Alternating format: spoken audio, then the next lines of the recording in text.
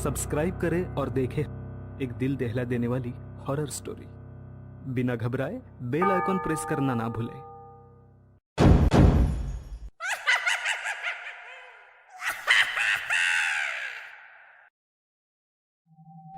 इस कहानी के लेखक है संजय कामले। रात का समय होने के बावजूद अंधेरा उतना गहरा ना होने का कारण था ऊपर नीले आसमान में चमकता पूनम का चांद। एक चील उस काले आसमान में काफी ऊंची उड़ान भर रही थी। दूर दूर तक सिर्फ घनी झाड़ियों से घिरा वो जंगल, ऊंचे ऊंचे पहाड़ नजर आ रहे थे। ऊपर से पूरी तरह से शांत दिखने वाले उस घने जंगल में बिल्कुल शांति नहीं थी। रोज की तरह आज भी वहां एक जंग छिड़ी हुई थी। जंग, जिंदा रहने की जंग। एक तरफ निवाला बनने की जंग तो दूसरी तरफ निवाला बनने से बचने की जंग। भले ही बाहर की दुनिया शेर को इस जंगल का राजा मानती थी, पर जंगल उसी को राजा मानता था जो रोज अपनी जिंदगी की जंग जीतता है। पेड़ के पत्ते पर चलती चींटी को खाकर एक मेंढक खुद को राजा समझने लगा, तो उस मेंढक को निगलकर सांप ने उसकी जगह ले ली। पर तभी एक नेवले ने सांप को खत्म किया, पर वो नेवला शेर का शिकार बन गया। पर एक हाथी के बच्चे को खाने के चक्कर में हाथी ने शेर को सूंड में पकड़कर दूर फेंक दिया। पर जमीन पर रेंगती चींटी हाथी के कान में गई और उस भारी भरकम हाथी को जमीन पर गिरा दिया। ऐसे इस बेरहम जंगल में एक आदमी साथ लिए औजार से खुदाई कर रहा था। कम से कम 5 फीट गहरी खुदाई करने के बाद उसके औजार को नीचे कुछ लोहे जैसी चीज होने का एहसास हुआ। उसकी खुशी का ठिकाना नहीं रहा। उसने उस चीज पर से मिट्टी हटाई तो पता चला कि वो एक लंबा और चौड़ा बक्सा है। उसने पॉकेट से सैटेलाइट फोन निकालकर उस पर मैसेज टाइप करने लगा। सेंड बटन दबाते हुए खुश होकर अपने आप से बुदबुदाया, हो गया। नीचे झुककर बक्से के ऊपर पीतल का लगा ताला तोड़ दिया और खुशी के मारे झट से संदूक का ढक्कन खोल दिया। अंदर जो कुछ भी था वह देखकर चौंक गया और अगले ही पल उसे अपने पीछे किसी की आहट महसूस हुई। उसने धीरे धीरे अपनी गर्दन घुमाकर पीछे देखा और एक दर्दनाक चीख उसके मुंह से निकली। 2 दिन बाद बीच समंदर में कोई भटकता हुआ समुद्री जहाज लगातार कंट्रोल रूम के साथ आसपास के जहाजों को संपर्क करने की कोशिश कर रहा था। हेलो, क्या कोई मुझे सुन पा रहा है? हम पैसेंजर शिप फंसे हुए हैं। हमारा ईंधन खत्म होने वाला है और हमारे जहाज के कई मशीनों ने काम करना बंद कर दिया है। गुस्से से उस कप्तान ने माइक को कंट्रोल बोर्ड पर पटक दिया और फिर सर पकड़कर बैठ गया। तभी केबिन के अंदर आई उस लड़की ने पूछा, क्या किसी से संपर्क हुआ? हाँ, कोशिश कर रहा हूँ। क्या मतलब कोशिश कर रहा हूँ? पिछले कई घंटों से हम सिर्फ समंदर में भटक रहे हैं और किसी से भी जहाज से संपर्क नहीं हो पा रहा है। मैं अपनी तरफ से पूरी कोशिश कर रहा हूँ और मेरा काम मुझे मत समझाइए। मुझे लगता है ये सब तुम्हारा नाटक है। हम जितने भी लोग यहाँ हैं सब अमीर घराने से हैं और हमारे घर वालों से पैसे ऐंठने के चक्कर में तुम हमें गलत जानकारी देकर भटका रहे हो। अब उस कप्तान को काफी गुस्सा आ गया। वो कुछ बोलता तभी उस लड़की की दोस्त वहाँ आई। माफ कीजिए सर, आप अपना काम कीजिए। इतना कहकर वो दबी आवाज में अपनी दोस्त पर गुस्सा होने लगी। क्या कर रही हो? पहले तो तुम्हारी वजह से हम यहाँ फंसे हुए हैं, अब सिर्फ वही हमें इस मुसीबत से निकाल सकता है। और दोनों लड़कियां वहां से चली गईं। गड्ढे के भीतर बेहोश पड़े उस शख्स को अब धीरे धीरे होश आने लगा। उसे खुद पता नहीं था कि वो कितनी देर से वहां बेहोश पड़ा हुआ है। जैसे तैसे वो उस गड्ढे से बाहर निकला और जहां हो सके उस तरफ भागने लगा। वो लगातार भागे जा रहा था अपनी जान बचाने के लिए। ना कोई रास्ता नजर आ रहा था, ना कोई सड़क थी, तो सिर्फ घनी झाड़ियां, कांटों भरी टहनियां, कीचड़ से सनी जमीन। वो अब पूरी तरह से थक चुका था।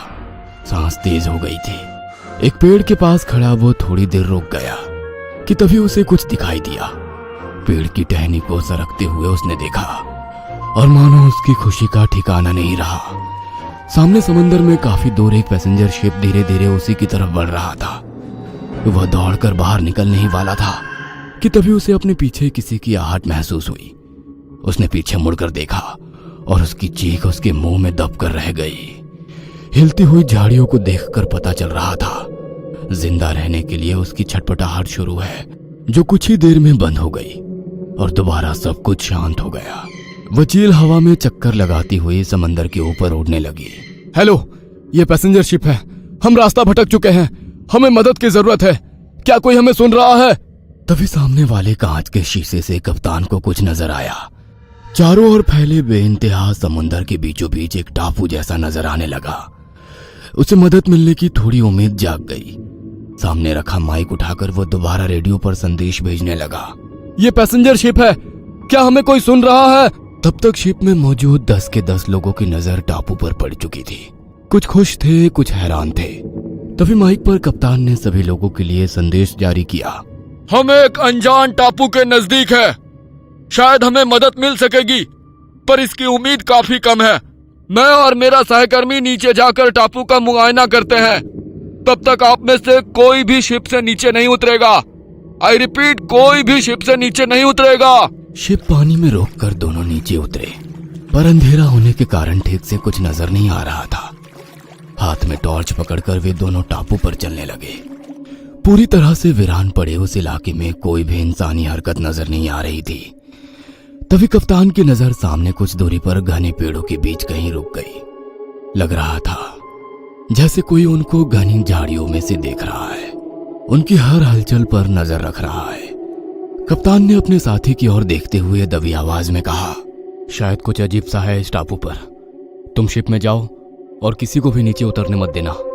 वह साथी दोबारा शिप की तरफ चलने लगा और कप्तान हाथ में जलती टॉर्च लेकर जंगल के भीतर जाने लगा। उसका पैर किसी गीली नरम चीज पर पड़ा। उसने नीचे टॉर्च की रोशनी डाली तो नीचे जमीन खून से लाल हो गई थी। आजू बाजू झाड़ियों पर ताजा खून के छींटे बिखरे पड़े थे। लगता है अभी अभी किसी जानवर का शिकार हुआ है। वो 2 कदम आगे बढ़ा ही था कि तभी उसकी नजर झाड़ियों के बीच ठहर गई। लग रहा था झाड़ियों के पीछे लेटा कोई उसी को देख रहा है। धीरे धीरे वो नजदीक गया और उसकी रूह तक कांप गई।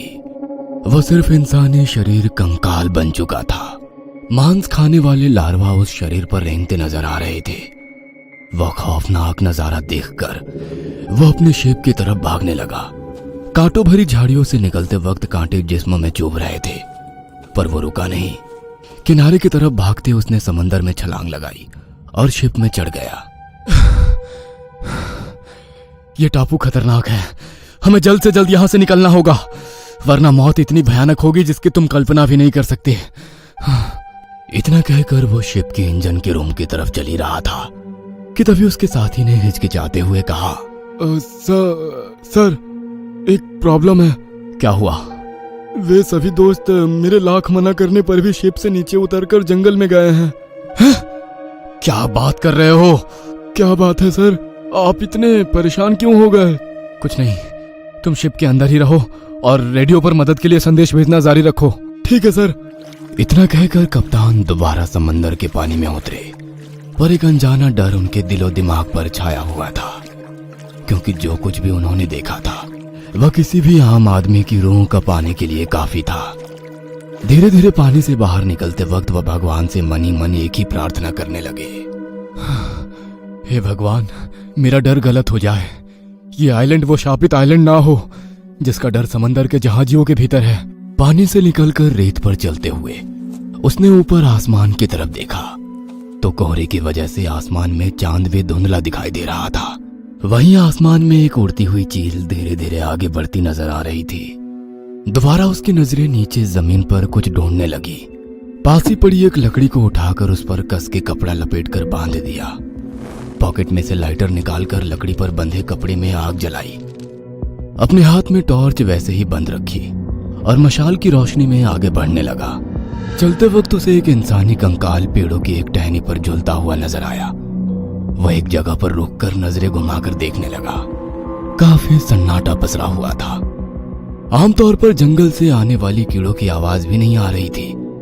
वह वैसे ही कदम बढ़ाते हुए भीतर चलने लगा। तभी उसकी नजर पहाड़ी पर चढ़ती एक रोशनी पर गई। सभी दोस्त जंगल के भीतर जा रहे थे। अब उन्हें रोके भी तो कैसे? अगर आवाज लगाई तो जंगली जानवरों के साथ पता नहीं कौन कौन सी डरावनी ताकतें जाग जाएंगी।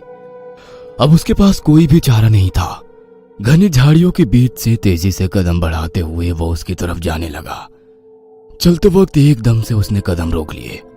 उसका पैर जमीन से कुछ ही दूरी पर था, क्योंकि नीचे एक काला जहरीला सांप एक मेंढक को अपना शिकार बनाने की गात में बैठा था। कप्तान की आंखों में खौफ साफ साफ नजर आ रहा था और अगले ही पल सांप उस मेंढक पर झपटा और उसे धीरे धीरे निगलने लगा। कप्तान संभल कर वहां से जाने लगा, पर वो लोग कहीं नजर नहीं आ रहे थे। वह एक एक कदम बढ़ाता चारों ओर मशाल की पीली रोशनी में इलाके का जायजा लेते हुए चलने लगा कि तभी उसे एक लड़की की चीख सुनाई दी।